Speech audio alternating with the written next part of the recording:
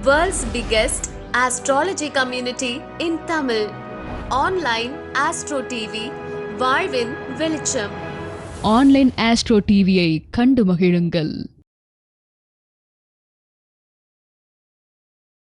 நமது இளம்பிள்ளையைச் சேர்ந்த VN கணேசன் அவர்களை பேச வருமாறு அன்போடு அழைக்கிறேன். ஓம் விக்னேஸ்வராய நமக. ஆன்றோர்களே, அவையில் கூடியிருக்கும் ஆன்றோர்களே, சான்றோர்களே, என்னை போன்றோர்களே, ஜோட ஆய்வாளர்களே மற்றும் மகளிரணி ஜோட சகோதரிகளே, உங்கள் அனைவருக்கும் என் பணிவான வணக்கத்தை சிறந்தாழ்த்தி தெரிவித்துக் கொள்கிறேன். இப்பொழுது டாக்டர் ஐயா சொன்னதான் ஒவ்வொரு வார்த்தையும் ஒவ்வொரு பாயிண்ட்டும் உண்மையான பாயிண்ட்டு. இதில் வேஸ்ட்டு, இது சந்தேகத்துக்குரிய பாயிண்ட்டுன்னு சொல்கிறதுக்கே வழி இல்லாத அளவுக்கு தெளிவாக திட்டவட்டமாக அறிவிச்சிருக்கிறார். உதாரணமாக அவர் சொன்ன 8ஆம் இடத்துல சூரியன் நல்ல ஒரு யோகத்தை கொடுத்தது அப்படின்னு சொன்னார். என்னுடைய ஜாதகத்தில் 8ஆம் இடத்துல சூரியன். இந்த சூரியன் புத்தி வந்த உடனே தான் நான் ஒரு 10க்கு 10 ரூமில் ஜாதகம் பார்த்துக்கிட்டு இருந்த நான், வெளி உலக அனுபவம் இல்லாமல் இருந்த நான், இந்த சூரியன் வந்த உடனே தான் இது போன்ற கருத்தரங்களுக்கு கலந்து கொள்ளும் வாய்ப்பு ஏற்பட்டது. அதே போல் அவர் சொன்னார், மாந்திரீகம் தாந்திரீகம் யோகத்துக்கு அந்த 8ஆம் இடம் உறுதுணை செய்கிறது என்று சொன்னார். உண்மைதான். என்னுடைய நண்பருக்கு இதே போல் ஜோதிட பாடலில் சொல்ல மாதிரி 9ஆம் அதிபதியும் 11ஆம் அதிபதியும் எவர் ஒரு ஜாதகத்தில் 8ஆம் இடத்தில் இருக்கிறதோ அவர் மாந்திரீகம் செய்வான் அப்படின்னு பழம்பெரும் நூல்லையும் சொல்லியிருக்குது. ஐயா சொல்கிறது மிக மிக சரியானது என்பதுக்கு இது ஒரு ஆதாரம். இது போன்ற கருத்தரங்களுக்கு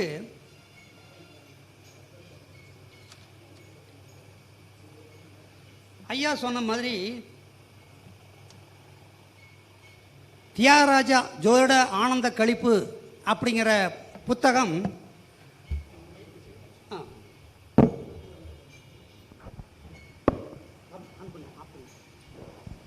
நன்றி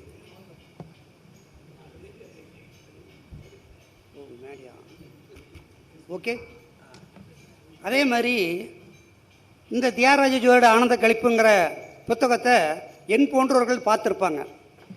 அதில் சொல்லப்பட்ட பாடல் என்ன பார்த்தீங்கன்னா, 10-11-3 அன்றும் பகருமே 6இல் பகலவன் நிற்க எத்தில் பணம் பறிப்பானாம் ஜென்மம் இதமாக வாழ்வார் விதி தீர்க்கும் தோழி.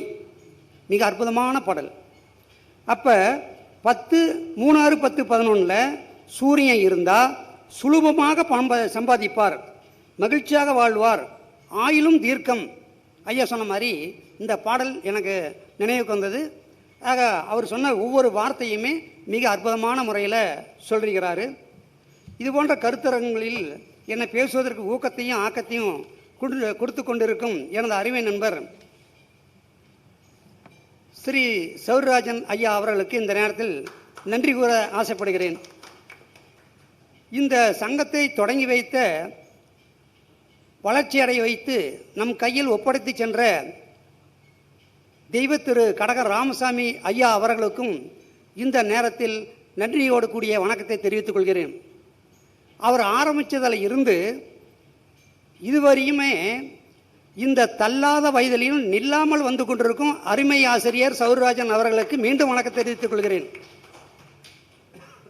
அதேபோல் இந்த சங்கத்தை அவர் விட்டு சென்ற இடத்தை கட்டி காத்து திட்டமிட்டு நடத்தி கொண்டிருக்கும் தலைவருக்கும், அருமை செயலாளருக்கும், உபத்தலைவர் அவர்களுக்கும் நன்றியுடன் கூடிய பாராட்டு கலந்த வணக்கத்தை தெரிவித்துக் கொள்கிறேன்.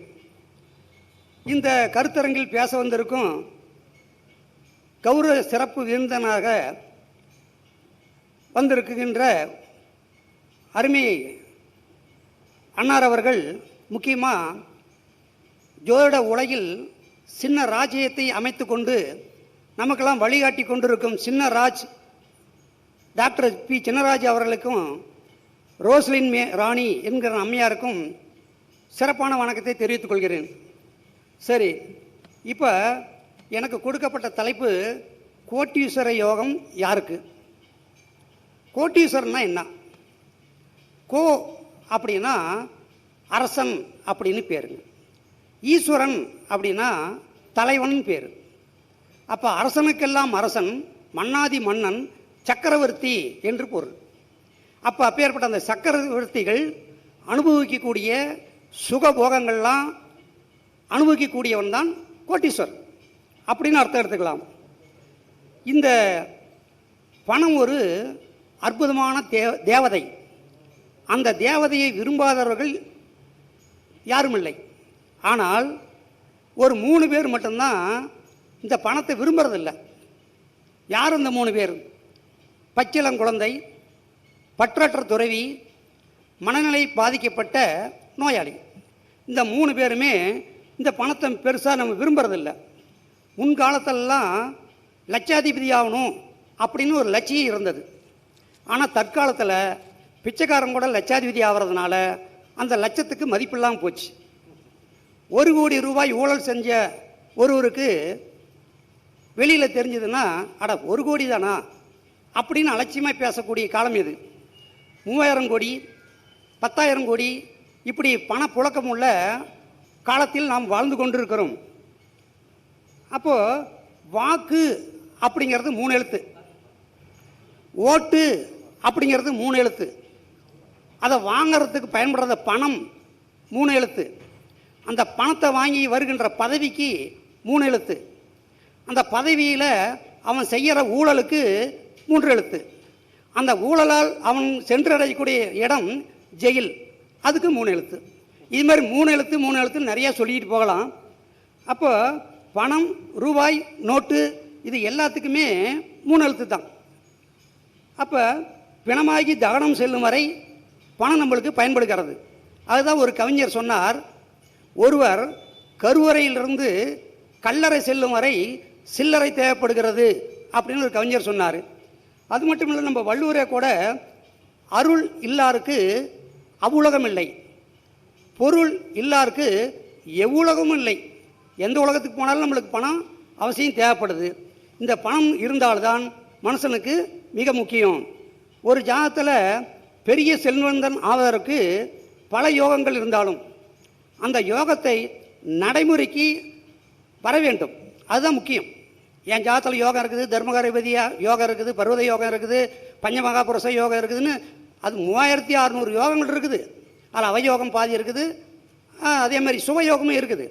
ஆனால் அந்த ஒவ்வொரு ஜாதத்துலேயும் குறைஞ்சது ஒரு 10 யோகம் கட்டாயம் இருக்கும். எந்த ஜாதத்துலையும் எனக்கு யோகம் இல்லாமல் ஒரு மனிதன் பிறக்க முடியாது. அப்போ அந்த யோகம் அப்படிங்கிறது அந்த திசை நடைமுறைக்கு வரணும், அப்போ தான் அந்த யோகம் செயல்படும். ரெண்டாவது, எப்பேற்பட்ட யோகம் திசை நடந்தாலும் அது குழந்தை பருவத்திலேயோ முதுமை பருவத்திலேயோ வந்து ஒரு பயனும் இல்லை. நடுவயதில் வாலிப பருவத்தில் வந்தால்தான் அந்த யோகத்துக்கும் சிறப்பு, அனுபவிக்கிறதுக்கும் பெருமை. அப்போ 3வதாக அவருடைய ஜாதகத்தில் கோட்டீஸ்வரன் ஆகி அனைத்து சுகங்களையும் அனுபவிக்கிறதுக்கு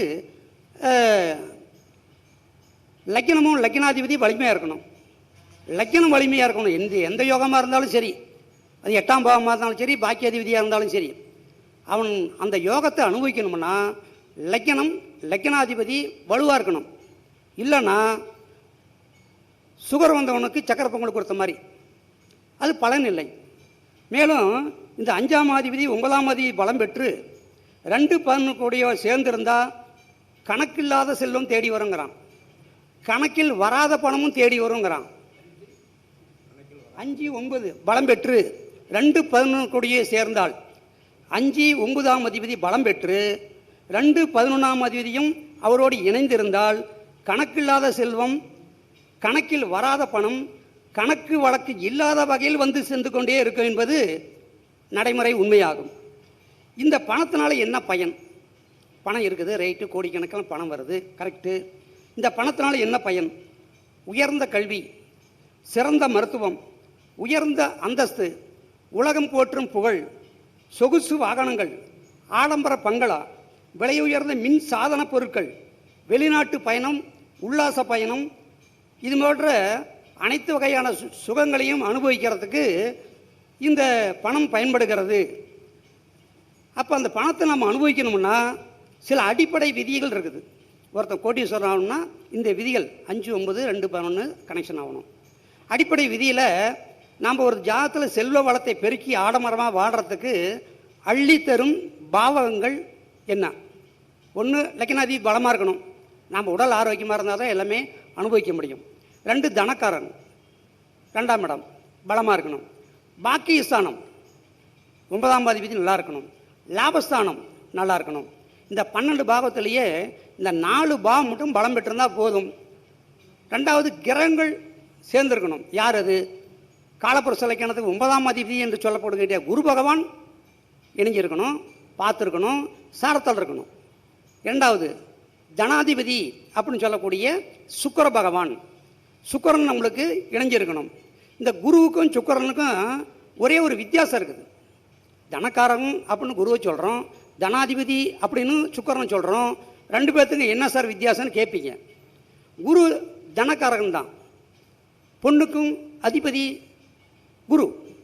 அந்த காலத்திலலாம் தனம் அப்படின்னா பொற்காசுகள் தான், பொன்னால் செஞ்ச காசுகள் தான் வழங்கப்பட்டு புழங்கப்பட்டு இருந்தது. அதனால தான் 1000 பொற்காசுகள் பரிசுன்னு அறிவித்தாங்க. அந்த பொற்காசுகளை சொல்லுவது, சில்லறை காசுகளை சொல்லுவது தான் குரு. கட்டுக்கட்டாக நோட்டை சொல்லுவது சுக்கிரன். அப்போ குரு வேணுமா சுக்கிரன் வேணுமா? 2மே வேணும். சுக்கிரனும் வேணும், கட்டுக்கட்டாக பணம் தரக்கூடிய சுக்கிரனும் வேணும். இந்த 2 பேரும் இணைஞ்சால்தான் நம்மளுக்கு பணம் வந்து சேரும். இதை ஒரு கௌசிக சிந்தாமணி அப்படிங்கிற பழம்பெரும் நூலில் சொல்லப்பட்டிருக்குது. கௌசிக சிந்தாமணி கேள்விப்பட்டிருப்பீங்க, படிச்சிருப்பீங்க. அதில் சொல்கிறாங்க, ஜென்மத்தோன் 2 இன்னும் சேர் 11 ஜென்மத்தோன் 2 இன்னும் சேர் 11 திண்ணிய மித்திரரோடு திரிகோண கேந்திரம் ஏறி மண்ணில் பிறந்த நல்ல மாசில்லா சுகத்தோடு எண்ணி 4000 பொன் இன்பமாய் சேர்ப்பான் பாரு. எத்தனாயிரம் பொண்ணு? 4000 பொண்ணு. இன்றைக்கி ஒரு பவுன் என்ன விலை? 52,000. அப்போ 4000 பொண்ணுன்னா எத்தனை கணக்கு போட்டுக்குங்க. 4×5 20 கோடி ரூபா பணம் வருமா இல்லைங்களா? 4000 பொண்ணு சேர்ப்பான்னு அந்த காலத்திலே சொல்லியிருக்கிறாங்க. இந்த காலத்துக்கு அது 20,000 கோடி மதிப்புக்கு உள்ளானது. அப்போது லக்னாதிபதி 2 11ஆம் அதிபதியிடம் 2 பேரும் நண்பன் ஆகணும். லக்னாதிபதியோட 2 அதிபதியோ 11ஆம் அதிபதியோ நட்பு பெறணும். இது எல்லா ராசிக்கும் பொருந்துமா? பொருந்தாது. எல்லா ராசிக்கும் இது பொருந்தாது. மேசம், சிம்மம், தனுசு, துலா, கும்பம், இந்த 5 பேர்த்துக்கு தான் இந்த பாடல் பொருந்தும். அவங்க 2 பேரும் நட்போடு இருக்கணும். இந்த 5 பேர்த்துக்கு தான் பொருந்தும். அப்படிங்கிறத கவனத்தில் வச்சுக்கணும். மற்ற லக்கணக்காரெல்லாம் ஆராய்ச்சி பண்ணிகிட்டு இருக்கக்கூடாது. அப்போ இந்த கோட்டீஸ்வரன் ஆகக்கூடிய விதிகள் 1, 2, 9, 11ஆம் அதிகள் குரு சுக்கிரன் சனியோடையும் சேரணும். ஏன்னா சனிங்கிறதான் தொழில்காரகன். அவனோடையும் சேர்ந்தாதான் ஒரு தொழில் செஞ்சு அதன் மூலியமாக நம்மளுக்கு பண வசதி செய்து கொடுக்கும். அப்போது 2வது லக்னாதிபதிக்கு கேந்திரத்தில் குரு இருக்கணும். அதே மாதிரி லக்னாதிபதி சுக்கிரனுடைய வீட்லேயோ சுக்கிரனோடையே சேர்ந்துருக்கணும். ஆறு லக்னாதிபதி சுக்கிரனோட சேரணும். சுக்கிரனுடைய வீடான ரிஷபத்துலாத்தில் இருக்கணும். அடுத்தபடியாக லக்னாதிபதி 9ஆம் அதிபதியோட கனெக்ட் இருக்கணும். முக்கியமாக இந்த உடல், மனம், இதெல்லாம் சந்தோஷத்தை கொடுக்கக்கூடிய கிரகம் சுக்கிரன். அந்த சுக்கிரன் சந்திரனுக்கு 4, 5, 7 இருக்கணும். இந்த சந்திரன் சந்திரனுக்கு 4, 5 சுபகிரகமாகிய முக்கியமாக சுக்கிரன் ஆடம்பர வசதியை கொடுக்கக்கூடிய, உல்லாசத்தை கொடுக்கக்கூடிய அந்த சுக்கிரன் நின்னாதான் இந்த உடல் மனமெல்லாம் அதை அனுபவிக்க முடியும். இதுக்கு உதாரண ஜாதகங்கள் எதுவும் இல்லையா? இது வாயிலே சொல்லிட்டு போகிறீங்களே, இதுக்கு ஏதாவது உதாரண ஜாதகம் சொன்னீங்களாக்க நாங்கள் ஆராய்ச்சி பண்ணுறதுக்கு கொஞ்சம் வசதியாக இருக்குமே அப்படின்னு கூட நீங்கள் கேட்கலாம். ஒரு உதாரண ஜாதகம் சொல்கிறேன், குறிச்சிக்கிங்க. 14/11/1960 14/11/1960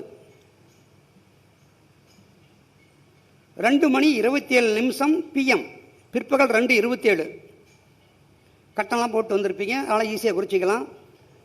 அதே மாதிரி செல்லுலேயும் எல்லாமே ஆப்பு இருக்குது, அதுலேயும் நீங்கள் பதிவு பண்ணிக்கலாம். மீன லக்கணம் 4 மிதுனத்தில் செவ்வாய், 6 சிம்மத்தில் ராகு, கன்னியில் சந்திரன், துலாத்தில் சூரியன் புதன், 10ஆம் வீட்டில் தனுசில் குரு சுக்கிரன் சனி. மீன லக்கணம் 4 செவ்வாய், 6 ராகு, 7 சந்திரன், 8 சூரியன் புதன், 10 குரு சுக்கிரன் சனி, 12 கேது. இதுதான் அவருடைய கிரக நிலை.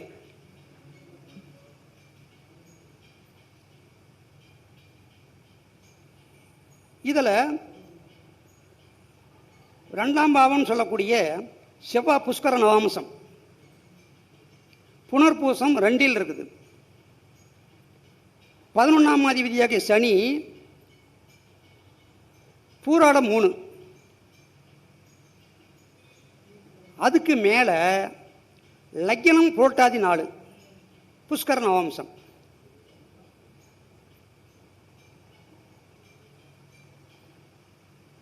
குரு மூலம் 4 அம்சத்தில் உச்சம்.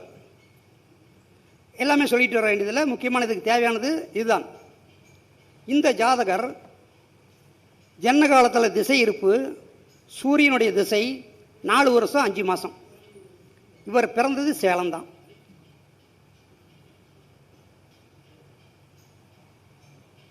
அப்போ இந்த ஜாதகர் சூரிய திசை முடிஞ்சு, சந்திர திசை முடிஞ்சு, செவ்வாய் திசை முடிஞ்சிச்சு, ராகு திசை முடிஞ்சிருச்சு. சாதாரண குடும்பம், ஏழ்மையான குடும்பம், ஒன்றும் பெரிய பாரம்பரியமான வசதியான குடும்பம் இல்லை. குரு திசை ஸ்டார்ட் ஆச்சு 40ஆம் வருஷத்தில். 40ஆம் வயசு குரு திசை வந்துச்சு. குரு 11ஆம் இடத்துல இருந்தது. மூல 4 அம்சத்தில் உச்சம், 5ஆம் இடத்துல உச்சம். அப்படிங்கும்போது அந்த குரு திசை தொழிற்சாலத்தில் உக்காந்ததுனால அந்த குரு திசையில் ஆடை நூல் துறையில் ஈடுபட்டு வெளிநாட்டு தொடர்பு கொண்டு பல கோடிக்கணக்கான சொத்துக்களை, பல மில்களையும் நிலங்களையும் வீடுகளையும் உயர்தரமான நவீன வாகனங்களையும் மாளிகை போன்ற வீட்டையும் கட்டி 1000க்கு மேற்பட்டவர்களை வேலைவாய்ப்பு தந்து பல குடும்பங்களுக்கு ஆதரவு தந்து கொண்டிருக்கிறார் இந்த ஜாதகர். இப்போ நம்ம சொன்ன விதி இவருக்கு சரியா இருக்கான்னு நீ பார்த்துக்குங்க. அப்போ இவருக்கு சொகுசாக வாழணும்னா சந்திரனுக்கு 4, 5, 7, 10 சுக்கிரன் இருந்தால்தான் அந்த சுகத்தை அனுபவிக்க முடியும். அப்போ சந்திரனுக்கு 4 சுக்கிரன். விதிக்கு 9ஆம் அதிபதியும் மதிக்கு 9ஆம் அதிபதியும் செவ்வாயும் சுக்கிரனும் 4, 10 நிற்கிறது. இதில் ரொம்ப விசேஷம். சரி, இவர் யாரோ தெரியல, ஏதோ ஒன்று சொல்கிறீங்க, கேட்டுக்கிறோம், கொஞ்சம் நம்மளுக்கு தெரிஞ்சவங்க ஜாதகம் சொன்னீங்களாக்க எனக்கு இன்னும் கொஞ்சம் ஆய்வு செய்கிறதுக்கு வசதியாக இருக்கும் அப்படின்னு சில பேர் சொல்லலாம். உங்களுக்கு தெரிஞ்சவங்க ஜாதத்தையும் ஒன்று சொல்கிறேன். என்ஆர் நாராயணமூர்த்தி அப்படிங்கிற உங்களுக்கு தெரியுங்களா? இன்ஃபோசிஸினுடைய இணை இயக்குனர், உலக கோட்டீஸ்வரர்களில் ஒரு 15ஆவது இடத்துல இருக்கிறவர். அவருடைய ஜாதத்தை கொஞ்சம் பார்க்கலாமே. என்னதான் அவருக்கு மட்டும் எப்படி கோட்டீஸ்வரர் யோகம் வந்துச்சு? நாம் பிறக்கிற மாதிரி தானே அவரும் 10 மாதத்தில் பிறந்தார். நாம் பிறக்கிற மாதிரி தானே இதே பூலோகத்தில் 9 கிரகத்தை வச்சு தானே பிறந்தார். அவர் மட்டும் செவ்வாய் கிரகத்திலே வந்தார். அவருக்கு மட்டும் எப்படி அந்த யோகத்தை கொடுக்குது? அதை ஆராய்ச்சி பண்ணி பார்ப்போம். இதெல்லாம் கூகுள்லேயே இருக்குது, நம்ம நீங்கள் எடுத்து வெரிஃபை பண்ணிக்கலாம். 20/8/1946 20/8/1946 5:05 PM, மாலை 5:05 PM. பிறந்த ஊர் சிட்லகட்டா, கர்நாடக மாநிலம். SID LG GHA TTA சிட்லகட்டா அப்படின்னு டைப் பண்ணிங்களா அந்த ஊர் வரும். லேங்க்டிவிட்டு இல்லை பார்த்துக்கலாம் நீங்கள். இவருக்கு லக்னம் மகர லக்னம், ராசி ரிஷபராசி, அவரோட ராகு, ரிஷபத்தில் சந்திரன் ராகு, கடகத்தில் புதன் சனி, 8ல் சூரியன். ஐயா சொன்ன மாதிரி 8ஆம் இடத்துல சூரியன், 9ஆம் இடத்துல செவ்வாய் சுக்கிரன் கன்னியில், 10ல் குரு, 11ல் கேது. 20/8/1946 5:05 PM. பிறந்த ஊர் சிட்லகட்டா, கர்நாடக மாநிலம். மகர லக்னம், 5ல் சந்திரன் ராகு, 7ல் புதன் சனி, 8ல் சூரியன், 9ல் செவ்வாய் சுக்கிரன், 10ல் குரு, 11ல் கேது. ஜன்ன காலத்தில் சூரியன் திசை இருப்பு 4 மாதம் 16 நாள். ஜன்ன காலத்தில் சூரிய மகா திசை இருப்பு 4 மாதம் 16 நாள்.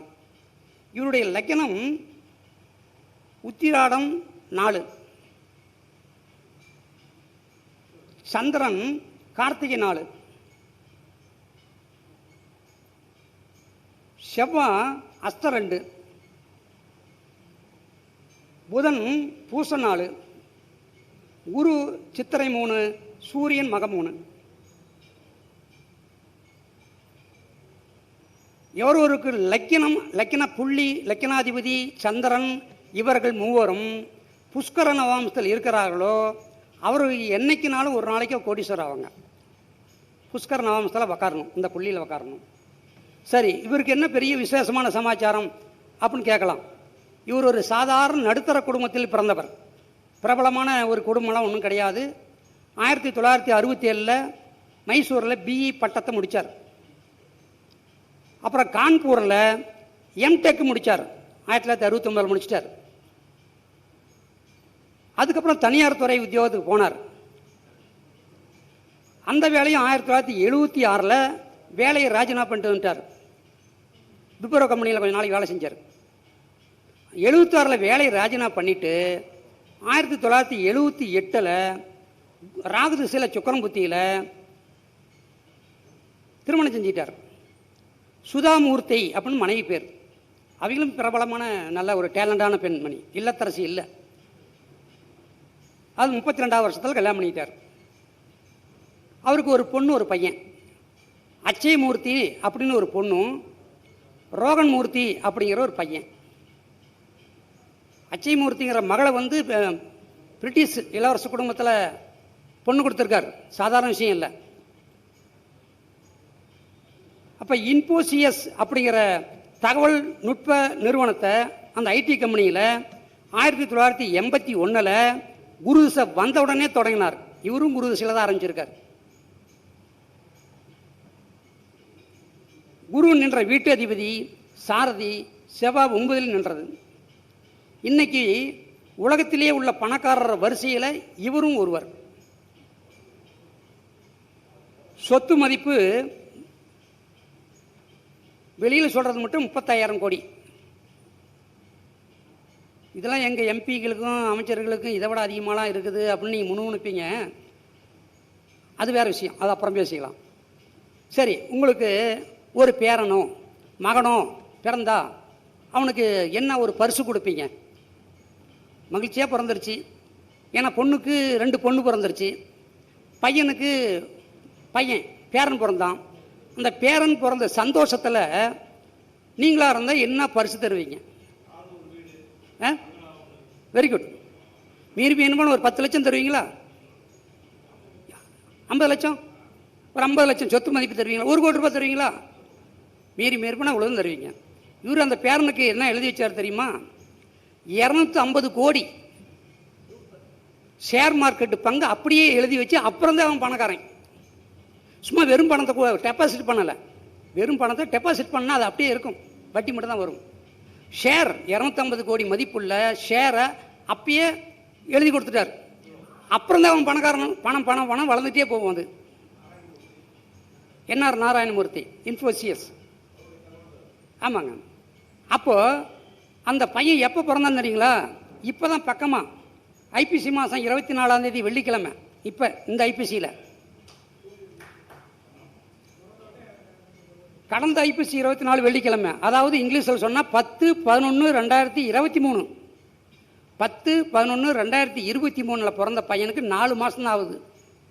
உலகத்திலேயே 4 மாத குழந்தை கோடீஸ்வரன் ஆனது, மிகப்பெரிய கோடீஸ்வரன் ஆனது இந்த குழந்தை தான். கோட்டீஸ்வர யோகம் எப்படி பிறக்குது பார்த்தீங்களா? பிறக்கும் போதே கோட்டீஸ்வர யோகம். அந்த குழந்தையுடைய பேர் ஏகாக்கரா அப்படின்னு பேர் வச்சிருக்கார்.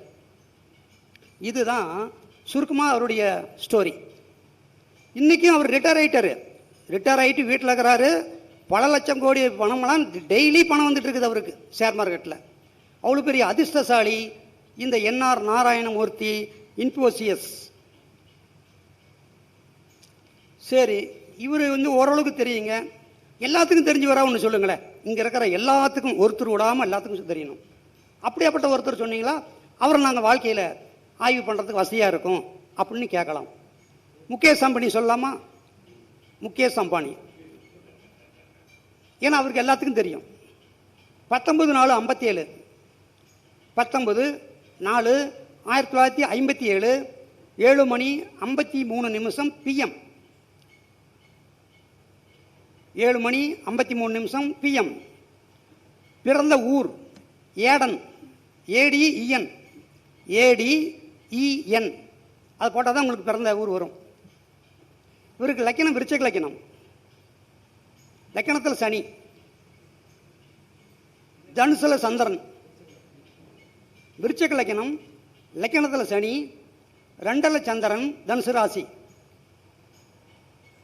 மூல நட்சத்திரம், இதை விட சொல்லப்போனால் மூல நட்சத்திரம் சார். ஒரு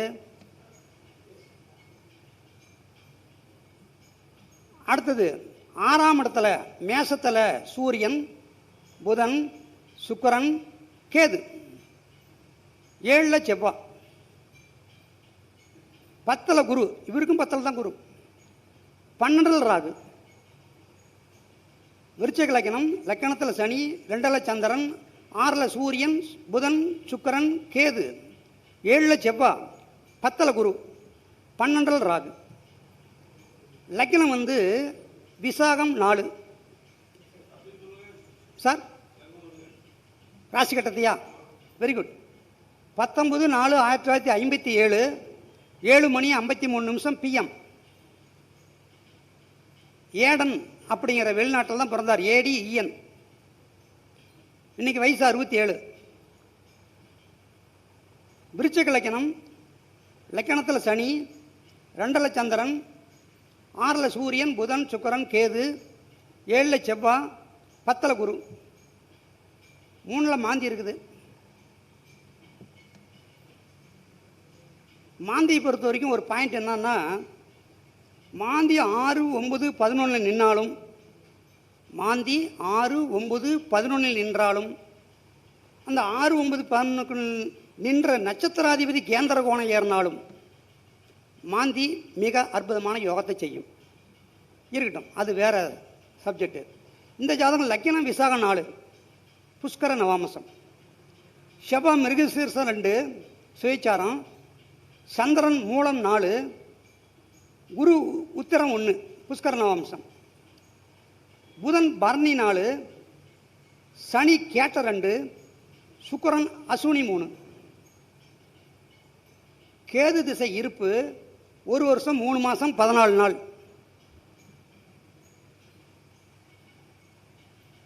இப்போ இவருக்கு என்ன ஒரு விசேஷம் பண்ணி கேட்டிங்கன்னா, மிகப்பெரிய உலக லெவலில் பார்த்தீங்கன்னா மிகப்பெரிய கோட்டீஸ்வரர். முன்ன சொன்னதை விட இவர் அப்பா பேர் திரு பாய் அம்பானி, முகேஷ் அம்பானி, சன் ஆஃப் திரு பாய் அம்பானி அப்படின்னு சொல்லலாம். அப்படி சொல்கிறத விட சன் ஆஃப் மகாலட்சுமி மைந்தன் அப்படின்னு சொன்னால் தான் பொருத்தமாக இருக்கும். மகாலட்சுமியுடைய மைந்தன் அப்படின்னு சொன்னால் பொருத்தம். திரு பாய் அம்பானி காலாயிட்டார். 6/7/2002 தான் காலானார். 6/7/2002 தான் அவர் காலானார். இவருடைய ஜாதகத்தில் பாக்கியாதிபதிக்கு 5/9 சுபர். பாக்கியாதிபதியாகிய 9ஆம் அதிபதி சந்திரனுக்கு 5/9 சுபர். 5ஆம் அதிபதிக்கு 5/9 சுபர். சுருக்கமாக இப்போ விருச்சிக லக்கணத்தில் பிறந்தாவோ மூல நட்சத்திரத்தில் பிறந்தாவோ நம்ம சட்டுன்னு யோகத்தை சொல்லிட மாட்டோம். விருச்சிக லக்கணமா அப்படிம்போம். ஆனால் நம்மளுடைய பழம்பெரும் பாடலில் சொல்லப்பட்டது என்னன்னு கேட்டிங்கன்னா, ஜென்ம லக்கணம் விருச்சிகமே ஆகி, ஜென்ம லக்கணம் விருச்சிகமே ஆகி நிகரில்லா அந்த மனையை, நிகரில்லா அந்த மனையை சேய் நின்று பார்க்க, சேய் நின்று பார்க்க நிலம் எல்லாம் புறந்தருளும் ராஜயோகங்கிறான்.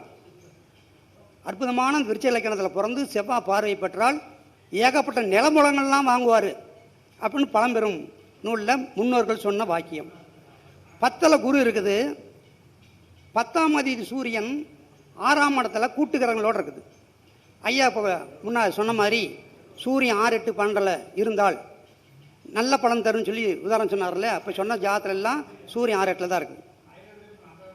மிகப்பெரிய நெட்வொர்க்கு ரிலையன்ஸ் அப்படிங்கிற மிகப்பெரிய நிறுவனம்.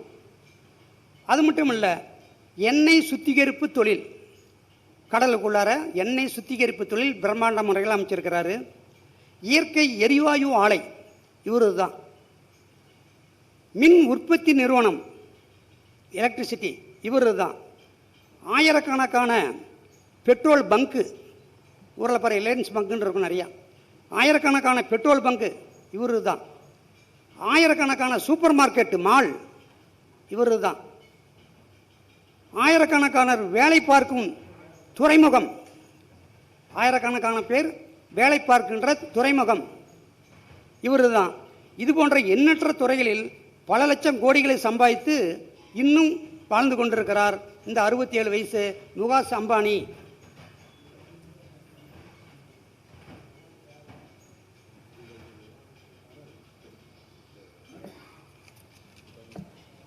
ஆகவே நிறைவாக அடிப்படை விதியை நம்ம புரிஞ்சுக்கிட்டோமாக்க இதனுடைய சுலபமான முறையில் நம்ம தெரிஞ்சுக்கலாம். இந்த அடிப்படை விதி நம்மளுக்கு 1, 2, 9, 11 குரு சுக்கிரன் சனியோடு இணைவு பெற வேண்டும். சந்திரனுக்கு 4, 5, 7 சுக்கிரன் அமைய வேண்டும். இந்த ஜாதி எல்லாம் பார்த்தீங்கன்னா கிட்டத்தட்ட இந்த விதி முறை புரிந்திருக்கும்.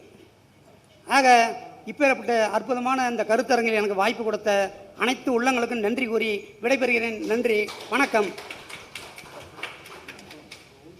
அடியவனுடைய பெயர் வி.எம். கணேசன் இளம்பிள்ளை. அடியவனுடைய பெயர் வி.எம். கணேசன் இளம்பிள்ளை. 63 75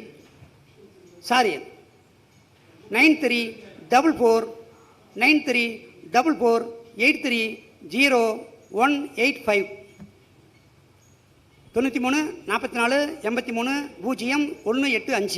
நன்றி நன்றி. ஐயாவிற்கு சபை கௌரவம் செய்கிறது. திரு சூரியனார் கந்தராஜன் அவர்கள் ஐயாவுக்கு வி.என். கணேசன் அவர்களுக்கு பொன்னாடை போர்த்தி கௌரவிக்கிறார்.